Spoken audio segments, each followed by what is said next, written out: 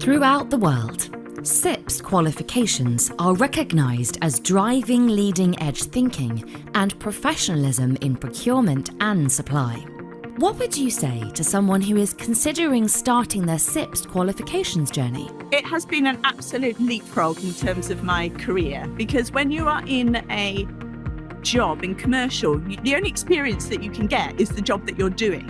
Whereas if you're doing a CIPS qualification alongside, you can absolutely extend the breadth of your knowledge, almost as if you're doing multiple jobs at once. So then therefore, when you go to interview for other roles, you know so much more than just the role that you're doing at the moment. I feel accomplished. I am a chartered MCIPS, a CIPS professional.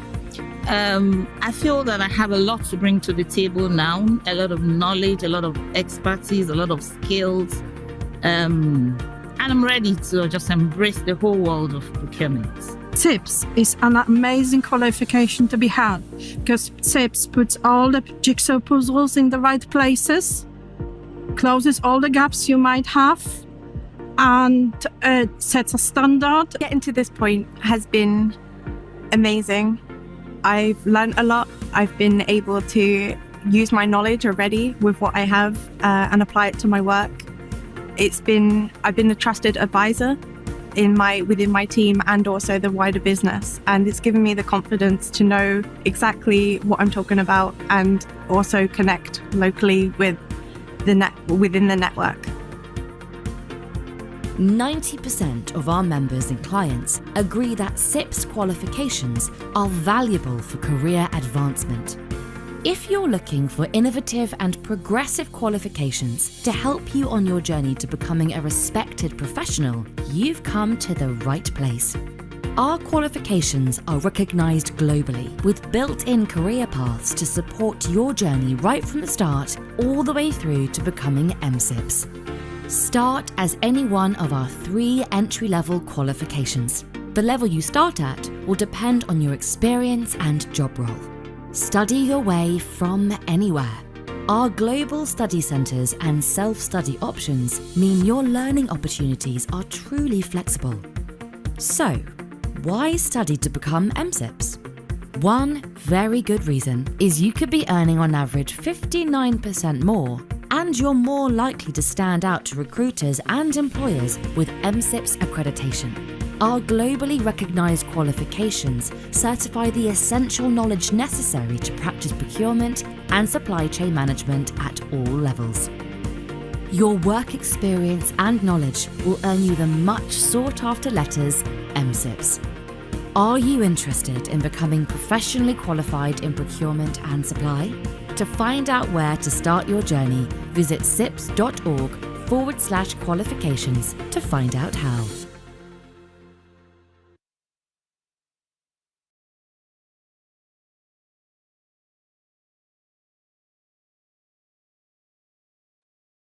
Good afternoon. Great video. Thanks all for joining us. My name's Sam Achampong. I'm the Regional Director for CIPS, based out here in Dubai. So it's a good afternoon from me, maybe good morning from where you are, or good evening, depending on where you are in the world. So welcome to this CIPS MENA webinar.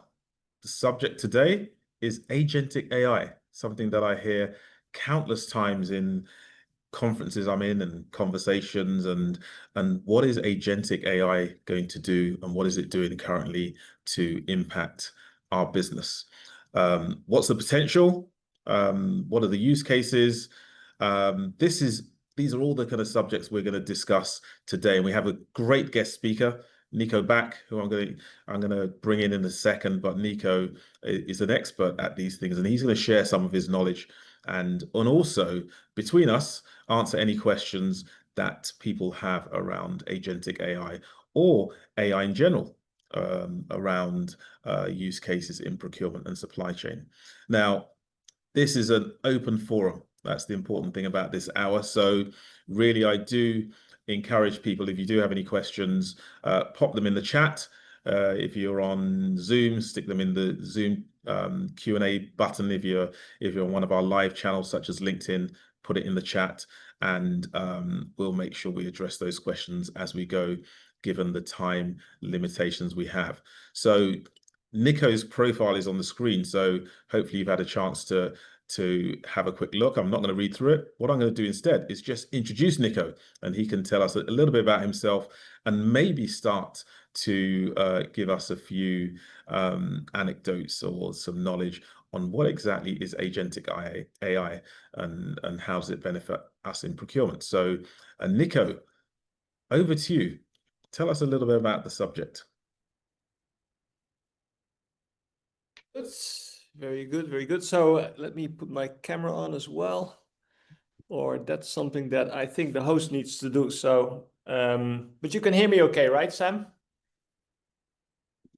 I can hear you, Nico. Yes, go ahead. I can hear you. And I can see you as well. Super, super good. Okay, so Sam, thanks a lot for the very, very nice introduction. I'm here in rainy Geneva in Switzerland, where I've been based for quite a number of years. Maybe, yeah, a bit of background in procurement since 2000, so a long time. Been in many different spend areas, worked in many different regions. Always like to visit the Middle East, right? So I think I always feel very, very welcome to visit Saudi Arabia or the Emirates, etc. I basically I started working on the digital procurement side in 2015. And so for the last 10 years, I worked in kind of figuring out like technology and procurement and how these two kind of are brought together. And obviously the big topic of today and kind of the big technology that I think has kind of shocked the world a little bit a couple of years ago with OpenAI launching their ChatGPT products. I think is one of the fastest adopted products ever in the history of mankind. So I think that's definitely technology we should look at.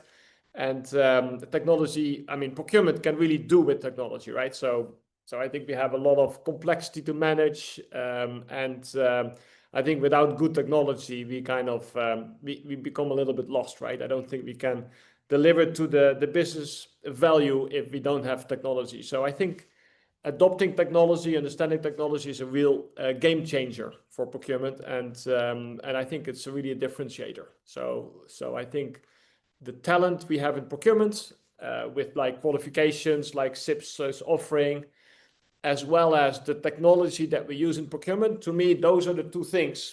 When you manage them well, you can create a competitive edge for your business. And I think that's what procurement should be all about, right? It's about helping our businesses win in the market. So maybe specifically to AI, right? Agentic AI. And I mean, the title here is Procurement Gets a Partner, right? So it's not AI running procurement. It's actually procurement people running procurement being helped by AI, right? So it's AI is a servant for us to do our business, to do our jobs better, etc. And I think this is the way we should look at it, right? So instead of looking at it as a threat and like, oh, well, AI is going to replace us, etc., I see AI as a way to get rid of the boring stuff, right? And the stuff that's kind of the transactional stuff, the easy stuff, the administrative stuff. And we all know that procurement, you know, when you're a big company or you have a lot of procedures and, processes and, supplier conducts and, forms to fill in, etc. And I think that's all kind of boring stuff. And I think a lot of those things can be automated away with digital processes. And then when you have digital processes, then obviously the question is, okay, how can I leverage agentic AI to run some of these processes, right? So instead of having people to check if the data is there, or is to actually have quality assurance and other things done by agents versus people, right? So I think it's a huge productivity enabler for procurement. I mean, I talk I'm quite often on stage about AI, and then people say, oh, well, but last time it was hallucinating, right? And I can't trust it with data. And even this morning, I saw a post by Peter Smith, who wrote this book, Bad Buying. And he said, oh, well, I tested it on this and this. And, ChatGPT was completely wrong, right? So don't trust AI. And I'm like, well, you have to know what to use it for, right? Like with every tool, right? It's not because you have a hammer that everything is a nail, right? You have to know what to use Gen AI for. And, we've been using it in our business for the last few years. Like, I use it, I think, every hour of the day. And there's stuff that I know I should ask, DeepSeek, Gemini, or ChatGPT. Or there's stuff that I say, well, I think there's better ways to find out this data, right? So you have to know what to use it for. And I think, Gen AI is not really, it's really good with language. It's really good to combine sentences of data from different sources. But if you want to have, like what are the 10 biggest companies in whatever, Switzerland, or, who are the, often it doesn't come with very good answers there, right? So you see there's definitely still gaps in the data. I think a lot of data is, so you have to look at what to use it for. Now, if you get comfortable and you kind of know what to use it for, it's a huge productivity enabler that can deliver 20 to 30% productivity for every knowledge worker in procurement or elsewhere. But then obviously the next thing is that, okay, what makes AI or Gen AI so special for procurement? And the reason that I think we are so excited about Gen AI for procurement is that we have so much unstructured data, and we have so much complexity to manage, right? In terms of stakeholders, number of suppliers, number of different things that we buy, right? I mean, if you ask a head of procurement and say, oh, well, how many different things do you buy? He will look at you and say, well, I don't know, right? I mean, but maybe a CPO should know, right? I mean, if you think about it, why should a CPO not know how many different things you're buying, right? I mean, how many suppliers do you have?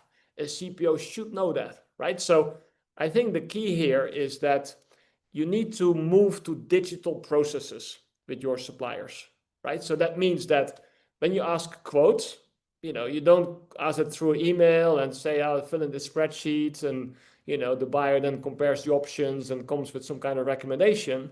No, you use an e-sourcing tool, right? So you collect the data in a structured format, and you collect it not from 3 vendors, but maybe from 20 vendors, right? Because you can open up, it's not more work to do a tender with 20 vendors than with 3 vendors.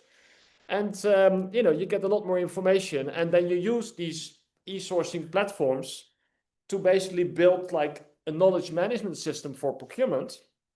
And when you've done that, and then, I think in my bio, you see that at Procter & Gamble, we did that with the Coupa tech, which was very easy to adopt by our suppliers and by the buyers. And there's 1,200 buyers in P&G. That's quite a big number. And getting them to use all the same tool for everything that's commercial with suppliers was quite a kind of a big job, right? It's not something that happens in 1 or 2 weeks.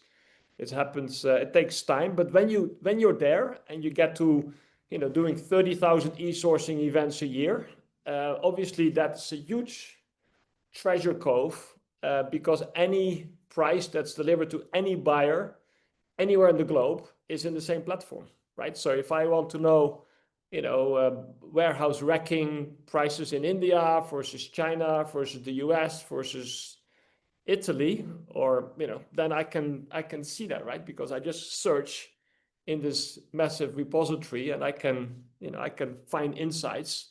And if I can find it, then AI can find these insights a lot faster as well. But now I have a foundation that I can apply AI to. And I think the big question is, are we creating the data foundation and the digital processes to operationalize AI in procurement?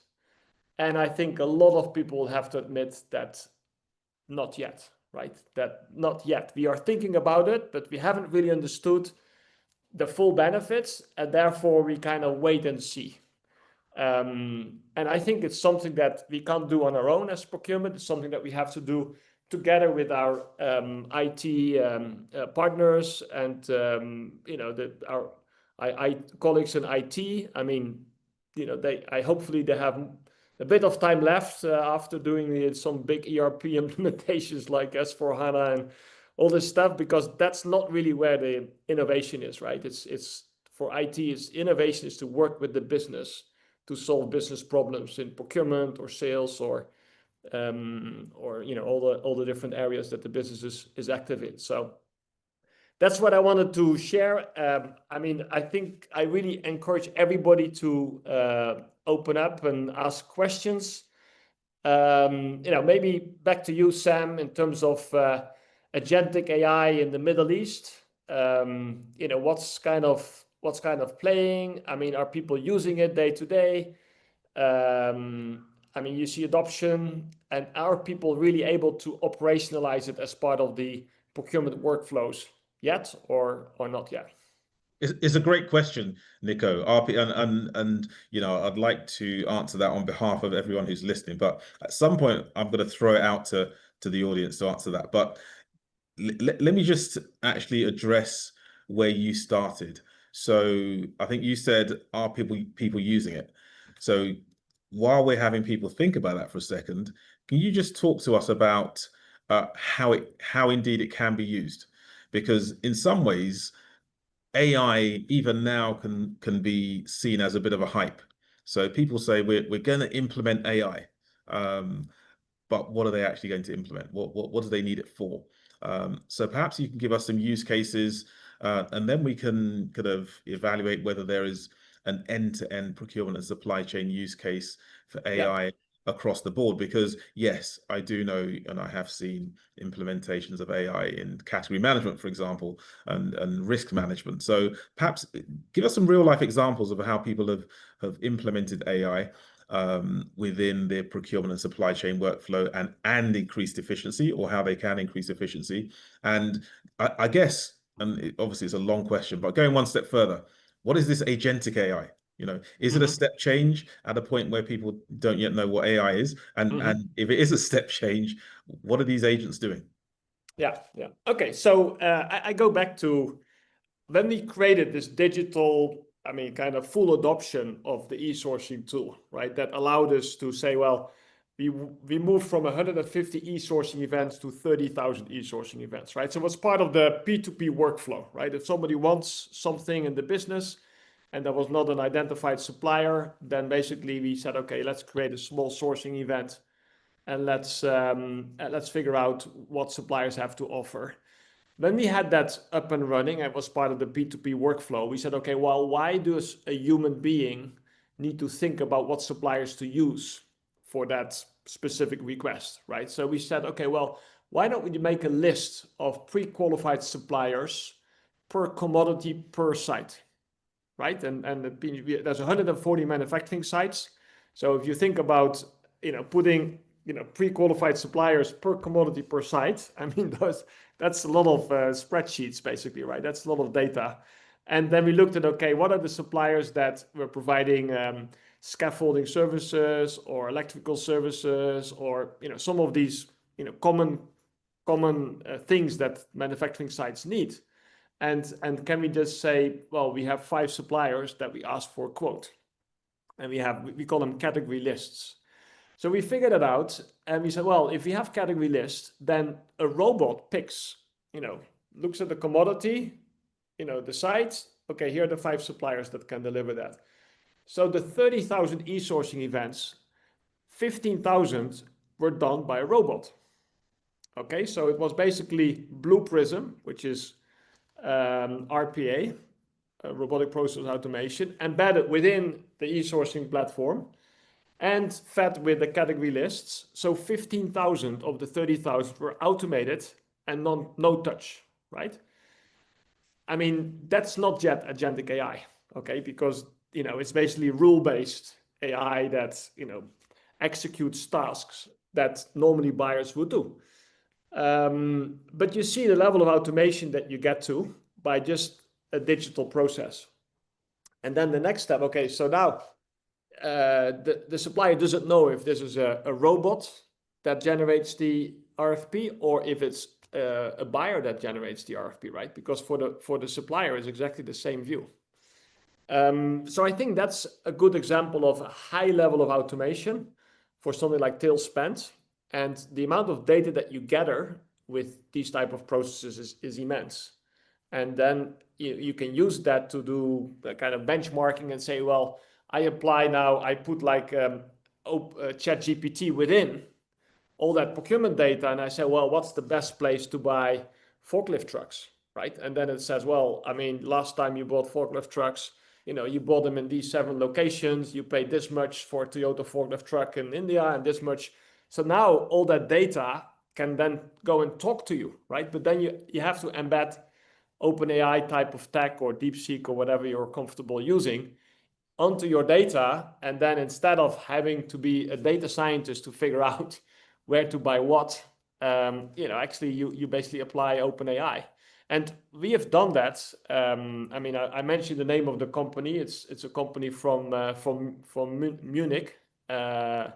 It's a company called Ask Leo, and they have embedded this OpenAI kind of interface on top of the Coupa platform. So you basically chat.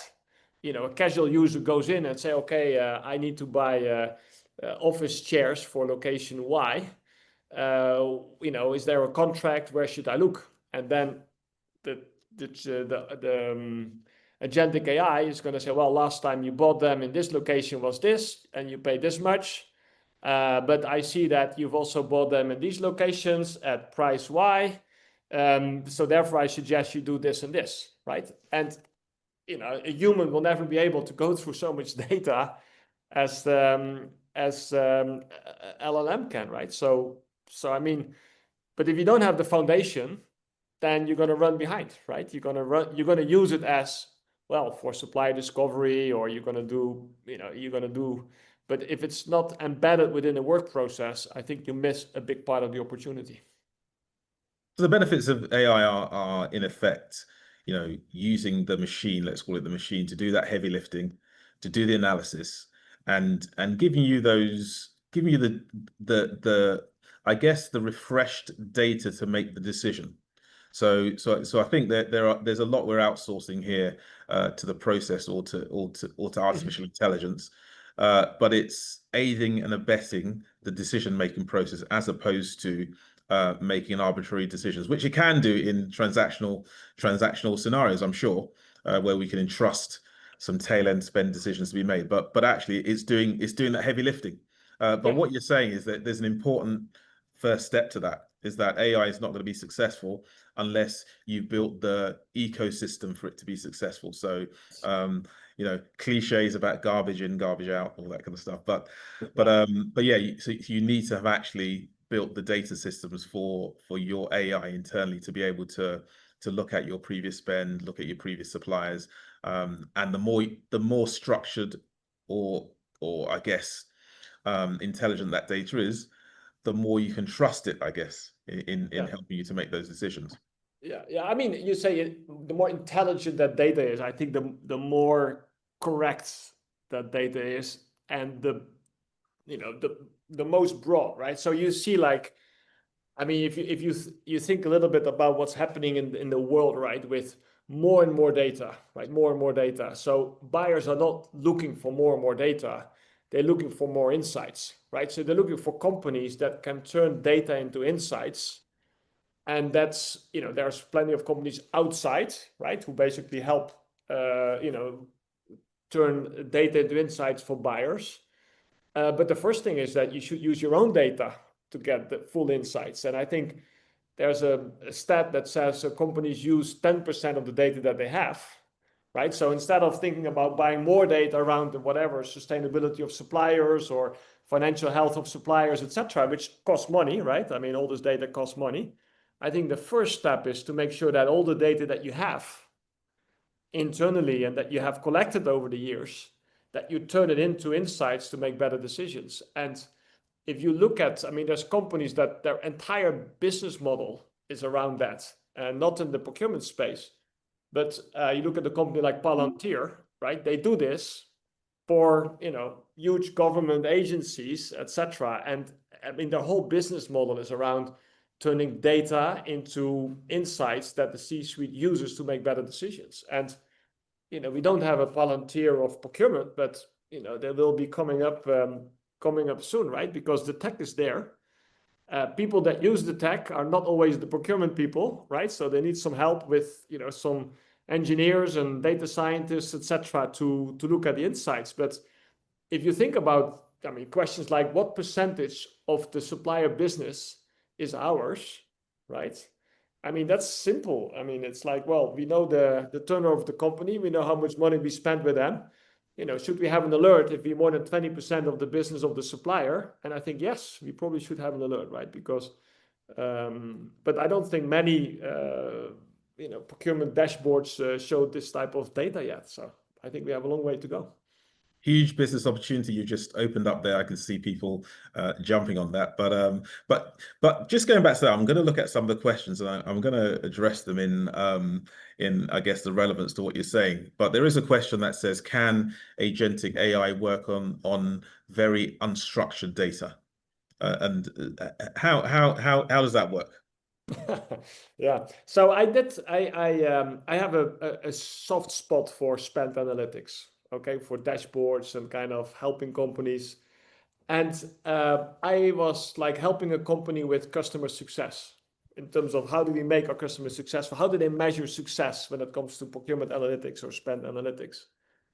And, there were people that said, oh, well, AI is coming, so therefore we don't have to bother about our data quality. Okay, because AI was going to correctly classify every spend and every invoice into the correct, and I'm like, well, why do you think that, right? In the end, you need to create the foundation. You need to, so for example, who owns your master data structure in your company? Is it procurement? Like taxonomy, parent-child relationships? Procurement should own that, okay? Because if somebody else owns it, they will not know what to do with it, right? So we need to own our data structures in procurement. And I think successful companies have realized that, and they have assigned people and said, well, you're the digital procurement lead and you own the data structures that we use in procurement, okay? That's the beginning. And then, okay, you have to visualize your data to figure out how do I get to better, more digital processes. So if people buy off contract X, which is a facility management contract, then the shopping cart is classified as, facility management, right? So you have to commodity code your contracts, maybe your suppliers, right? So you have to think about how do I get good spend data? And I can tell you before our transformation in P&G, the guy who was managing agencies would say, well, we spent 700 million with agencies. And then finance said, no, it's 1 billion. And it's like, well, sorry, but this, margin of error is not acceptable, my friend. Yeah, it's not good enough. Okay, so either finance is right or procurement is right, but we have a data problem issue that we need to solve first. And having simple data structures, I think, is also a big element here, and not have don't try to become too granular. Don't use. People always think, oh well, I have 2,000 commodity codes, so I'm very granular. Yeah, but the chance that somebody picks the right one is next to zero. So, it's pretty pointless.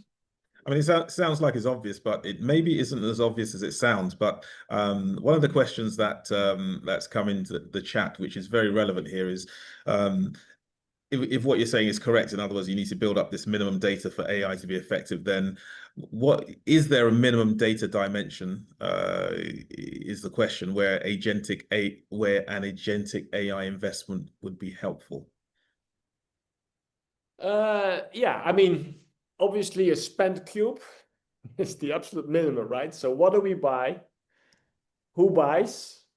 And who do we buy from, right? So the 3 dimensions of a spend cube, and that needs to be accurate. And then it's like, okay, what do we buy? How granular are you, right? Is it like, do you really know how many different things you buy? If you have one invoice from a supplier for 30 different items, so these type of things, when you, especially on the indirect side, if you don't really have a good buying channel strategy and you don't have good e-catalogs in place, then you're not going to have great data about what MRO parts you're buying, right? Because you get an invoice and it says, well, it says stuff, Yeah, you have to pay 7,000 euros for it, but I mean, it won't tell you what it is, right? So I think structuring your spend and setting up buying channels for indirect, and then also have your direct spend kind of correctly coded about, okay, this is a bottle and this is a cap and this is a chemical and this is a, whatever, a surfactant or, whatever.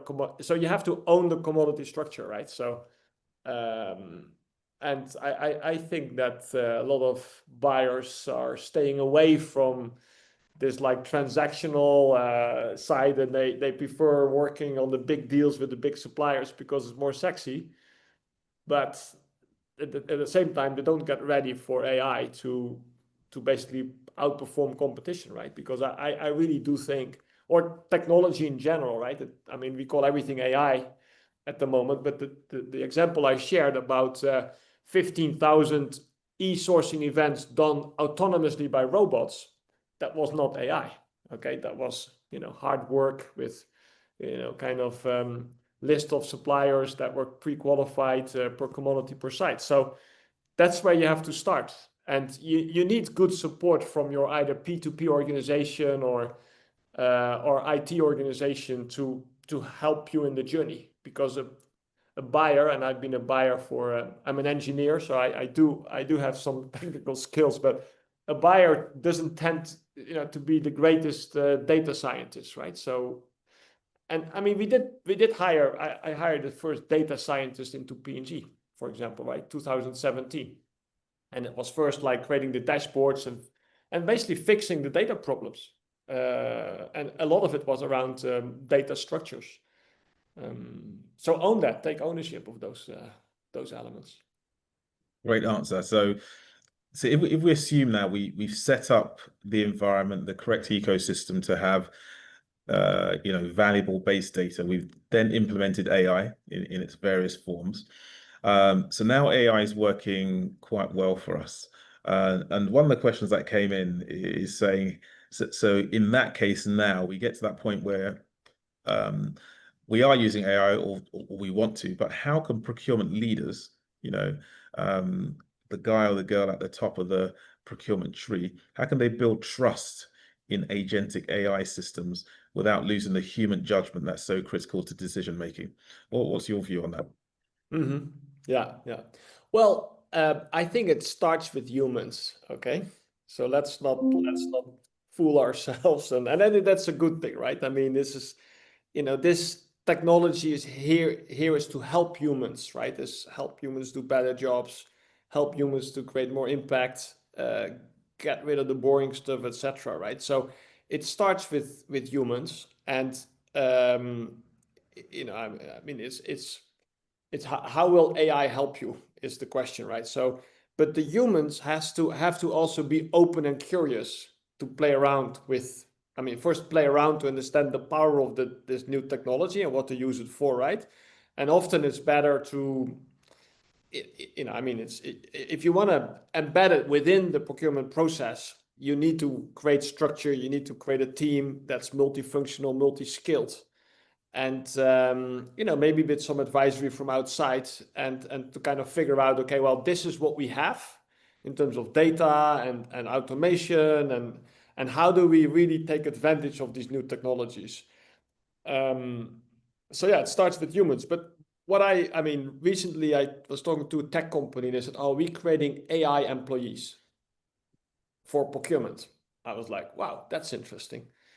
So there's this thing around, and this is, I think, maybe not the best positioning, because then procurement people see it as a threat to their existence, right? So, I mean, agentic AI is an agent that executes on behalf of humans, right? And it's like human intelligence augmented by, this artificial intelligence, or basically intelligence of figuring out insights from large data sets, right? And that can be external data sets or that can be internal data sets. But I think both are equally valuable. But I think most people should start with the internal data sets, because if you know what you bought last time, from who, and if you were happy with the quality or not, I think that's already a big a big deal to know. So next time you maybe don't want to buy from the cheapest supplier, but you want to buy from the supplier that gives you the best service or the best quality, right? I mean, those things are, as a buyer, I often gone wrong buying the cheapest thing versus the most valuable thing, right? I think we've all been there. I think many of us have been there, but essentially what you're saying is human judgment is still there. You're just better informed in making that decision based on your judgment or your gut or your professional instinct. You just have more dashboard, more data, and more insights to make that decision. I guess is what we're saying AI brings to the fore. But I think you mentioned the kind of perception of agentic AI in terms of it replacing certain human elements, and that's where the friction comes into it. I personally think it's the fault is in the naming, because as soon as you call something an agent, then from a human perspective, it obviously evokes these visions of Can you trust an agent, right? I mean, absolutely. Can you trust an agent? And an agent, it humanizes and also individualizes or personalizes it, doesn't it? So it says, okay, we now have a team of 6 procurement guys, but now we're going to have 6 agents, and they can do the same thing. So I think the naming of calling it an AI agent, I think, has taken it one step further to mistrust with humans. But on that point, I think, what does the new procurement hierarchy and job description look like? Are there new? I mean, undoubtedly there are new skill sets. Are there new whole-scale job descriptions? Are there wholesale new types of people who need to be in a procurement team in the AI era? Yes. So I think it depends a bit on the size of your procurement team, but I think every procurement team that's 10 people or more should have somebody with good data skills. Data, and I mean a data scientist. I mean, I still remember interviewing the data scientist, and I frankly didn't know what questions to ask, because I'm not a data scientist, right? So I felt it was a very valuable addition, because we're building the buyer dashboard, which was a Power BI, and basically had loads of data from different sources, and we needed to find the data structures that kind of made sense of this. And instead of having IT with some data scientists, that didn't really understand the procurement domain that well, we felt like, okay, let's hire a few data scientists in the procurement, and so we can really take control of our own destiny, right? Versus being reliant on the people that another function have to offer, and maybe not. So yeah, I do think different skills are needed. I mean, at P&G we have 1,200 buyers. We decided to train all 1,200 buyers on Power BI. Okay. And that was in 2017, right? That's a long time ago. But the trick is, buyers need to be more comfortable handling big data sets. And I mean, if you think, for example, the guy was buying perfumes. There's a team that buys $1 billion worth of perfumes every year for all the shampoos and conditioners and Lenores and Ariels of the world, right? And they buy from whatever, let's say 8 suppliers, that supply this from, they each have 50 factories, and each of these perfumes is made of 50 different components, right? So if one of those feedstocks is not available, one of the 50 components that go into perfume is not available, then we don't have the perfume, and we don't have Head and Shoulders on shelf. Okay, so they were so tired of running after supply and trucks all the time, right? And a lot of the stuff comes from China, and the supply chains were not that reliable. So they built a whole Power BI data model, right? They said exactly like, this feedstock component from this supplier that goes into this perfume at my supplier X, generates $500 million worth of NOS sales every year, right? So, and then they had business continuity plans for, stuff that was 1, 2, 3 levels deep in the supply chain. And it's not rocket science, but you need people that are curious and not afraid to play with this type of technology. And they build a data model, right? They put all the formula cards into Power BI, all the supplier names, locations, and then figuring out what the hotspots were. So yeah, I mean, I do think we need, I mean, procurement's always been a combination of soft skills and kind of human skills and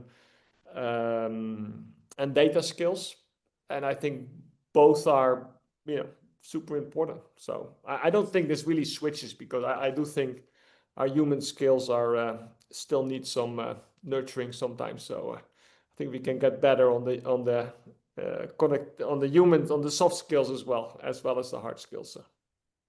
But it's interesting, isn't it? I think there is this perception that you get this more advanced tech, and in this case, AI or agentic AI. And the first thing people think is, right, so therefore we've got the efficiency. First of all, we need less people, or we don't need any people. And I think when you look at that, what we're really saying is, forget about the number of people, but what we do know is that we need smarter people. The smarter technology, the cleverer people we need. So as you mentioned, they need new skills. They need refreshed skills in Power BI. They need to know how to interrogate data. It's not as if you have advanced data and you suddenly need transactional people. It's actually the opposite, isn't it? Yeah. Really, to help everyone understand, have you come across any, I'm sure you have, but what are they, successful cases of agentic AI implementation that helped cross-departmental processes as opposed to using procurement data to improve procurement processes? Yeah. So okay, so maybe at the high level, my view on what problem are we trying to solve here, right, in procurement? And I think on the indirect side, our problem is a complexity problem, right? Number of suppliers, number of business users, number of different things that we buy, etc. On the direct side, I think our problem is a visibility problem, right? So we know what we buy, from who, we have the specifications, we have the volumes, we know where the factory is located, we have qualified them, etc. But we don't know where they buy their materials, right? So our supply chains are still at risk from volatility, tariffs, what have you, right? So I think we are trying to solve two different problems, complexity and visibility. Now, if you think about on the indirect side, right? If you ask the question around, okay, how have I seen an example of significant improvement through agentic AI? And I go back to the number of different users, right? So we had 60,000 suppliers and 55,000 people in the business that were involved in buying something from suppliers, right? So they put in a request or they approved something, or okay, so those are big numbers, okay? And if you have that big number of people that go into a platform to pick and find out where to buy X or Y, etc., and you have multiple catalogs and you have web forms and you have contracts, etc. I mean, before you know it, the user is kind of lost because they go in the system once every 6 months, once every 12 months, and they can't remember, where's, so that's where this, Ask Leo kind of app that's built into the Coupa platform actually gives access. So you chat. So the casual user chats and says, well, I need to buy this and this. What supplier should I use? And it goes to whatever the punch out vendor, or it says, well, last time you bought it from this vendor, right? So you see that if you have this tool to engage with this massive number of users, and people say, well, that's the way to get a purchase order created, so I use the tool, then you embed the agentic AI within the tool, right? And it's actually, what's the fun bit is that it takes 10 minutes to enable Ask Leo in the Coupa platform, because both have modern architectures, right? So, I mean, an API between them takes 10 minutes to configure. Well, if you have an ERP system, then, it's going to take you 6 or 12 months to configure an API between an agentic AI solution and ERP, and everybody's going to have to do security reviews and everything else on where's this data going to go, et cetera, right? So, yeah, so that's one. On the direct side, well, it's more on the, I think it's more on the analytics, right? It's like, you have spend analytics, you kind of and you can do that even with Power BI, right? You can ask questions in in Power BI on your data, right? And say, well, give me the 3 biggest suppliers of this in this region, or, I mean, you can start, this type of things are now embedded within these Microsoft tools, like Power BI. So, I mean, it's everywhere. Copilot, yeah. There certainly is. There certainly are many options at the moment, and that's. I think that's the good thing about it. I think everyone knows about AI, but doesn't know about AI. That's the issue. Yeah, exactly. Question coming in from Ghana in West Africa. And the question, it shifts a little bit here, but it's saying that implementing AI solutions can be expensive, requiring significant upfront investment in software and hardware. Do the benefits of using AI outweigh the cost of implementation? And I guess I'll add on to that and how and why. Yeah. Well, I paid $25 a month for ChatGPT latest version. I pay nothing for DeepSeek. I pay nothing for Gemini, right? So, I mean, in terms of my personal productivity, I mean, basically with $25 a month, I can increase my personal productivity by 25%. Okay, so that's the first step, right? So I don't think that's expensive, right? So if I earn 20% productivity and I pay $25 a month, I think that's a good deal.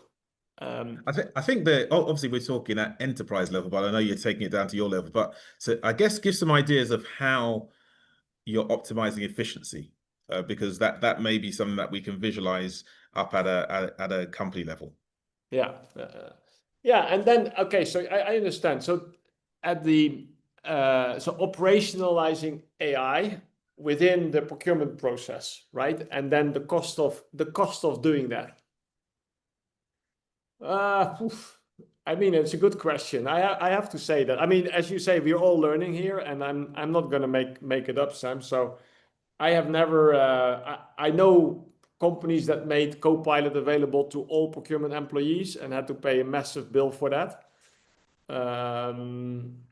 I think you should shop around, right? I mean, DeepSeek, Gemini. I mean, there's definitely more players than Microsoft in this space. I think everybody's looking for market share at the moment, right? So nobody's looking to make a profit. I mean, people talk about, OpenAI has a cost of whatever 8 billion a year, and they sell for 4 billion a year. So this is highly unprofitable, But everybody goes for market share at the moment,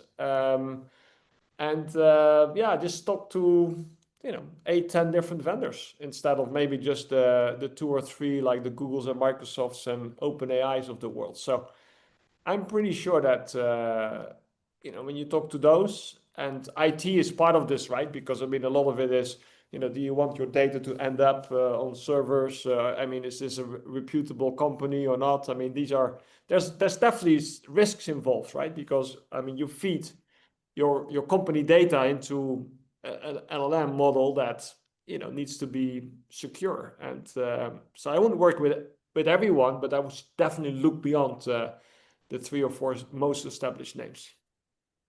Yeah, I think, and I think the reason I picked that question, we got lots of questions, and we're going to have to address some of them outside of this session. We will do, but I picked that one because that's going to be a commonly asked question. It's going to be a case of we're going to pay X, and what are we going to get back? So even if there's a business case to be had here, what is the payback period? Or is it just a case of, as you just mentioned, organizations paying for Copilot?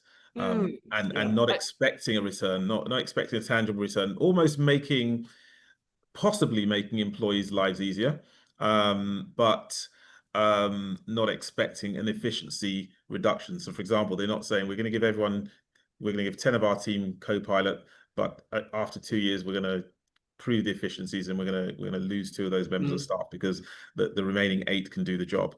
I think it's the same as everybody has their the AI note takers now in their meetings, and what does that mean? Does that mean you're going to be more efficient in collating what came out of the meeting? Does it mean you can focus more on the meeting, or does it mean you're going to fire your PA? What does it mean? So I think it's a very valid question, but we'll come back to that. I think you know, in the interest of time, I'll just fire one more question, and I think the question I'm going to ask is about confidentiality, because that came from Mohammed earlier on. Confidentiality of documents and sharing them with AI. So yes, we're all going to use AI.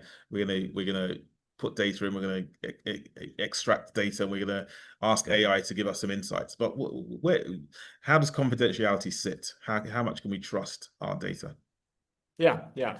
Well, it was fun. Yeah, I did an AI training for procurement with one of my clients, and we put the whole procurement team together and said, okay, let's figure out how to use AI in your day-to-day work, right? So then the first question was like, well, we got this like, you know, 4 supplier proposals, you know, all like 80 pages with spreadsheets and everything else. And it's a lot of work to go through that to figure out who's got the best proposal. And we believe that the suppliers actually have used AI to generate the proposal for us. So now we are at a disadvantage because we have to use AI to analyze this proposal. Back because it's such a, I mean, you can generate huge amounts of content with no effort, basically, right? So, and the first thing, oh yeah, let's put it in OpenAI and ChatGPT and just say, well, here are the 5 proposals. Who do you think are the best ones, and what are some of the risks associated with some of these proposals? And the first thing is like, well, the document says confidential at the top, right? So this is given confidentiality from your supplier to you. So can you then just put it into ChatGPT? And, you know, the real answer is no, of course, right? Now, are people going to find out that you put it in ChatGPT? No, nobody's going to find out. But, you know, you say, well, if it's confidential, then I shouldn't be putting it into like some open LLM model that's going to use this data to train the next, you know, train the next people that are going to use this model, right? So I think with IT, you know, you have to create this capability within the boundaries of the enterprise, right? So at P&G, they created PG chat or chat, I don't know, I mean, they call it, but I mean, basically they say, well, all the data we have in P&G, we feed into the LLM, and we make a secure environment that, you know, we can use to analyze these type of proposals, etc. But only the bigger companies have been able to do that yet. I think the smaller ones don't yet have that. So you're more tied to what OpenAI has to offer. But I think they also offer even like a subscription type for corporates where they ensure your data is safe and secure. So it's corporate. I mean, it's not the thing I have. My company's probably too small for that. But I think if you're between 10 and 1,000 people, that could be a good kind of approach where you say, hey, I just pay a little bit more. And I'm not saying OpenAI is the way to go, right? I'm using DeepSeek almost as much as OpenAI because actually I find it to be better on the data side in many cases, and that's for free actually. So. Great answer. Thanks for that. We had a myriad of questions. We're going to address them offline to everybody who's in the session. So keep your eye out on some of the communications we'll send out. Unfortunately, we're out of time. I think what Nico was communicating there on the confidentiality bit was that, look, it's all in the name. If you're putting, you know, confidential information into something called OpenAI, then it's a little bit obvious that that you're putting it into an open environment. So, but I guess what you also articulated is that some large companies can configure, you know, in-house systems, and I guess the guidelines, there are guidelines to follow in where you can share confidential data, because if you are sharing it publicly, then you're doing exactly that. You're sharing it publicly. Thanks so much for your insights, Nico. On a subject like AI, we can never cover everything within a short period of time. Thank you for taking the time. Thank you everyone for participating, for joining us on Zoom, on LinkedIn and all the other live platforms. Thanks for your questions. Look out for our next session, which is our CPO to CEO webinar series with a former CPO who's turned to a CEO, Adel Al-Mullah. And yes, keep in contact with us and we can answer those questions that remained offline. Thanks for joining us. Have a good day.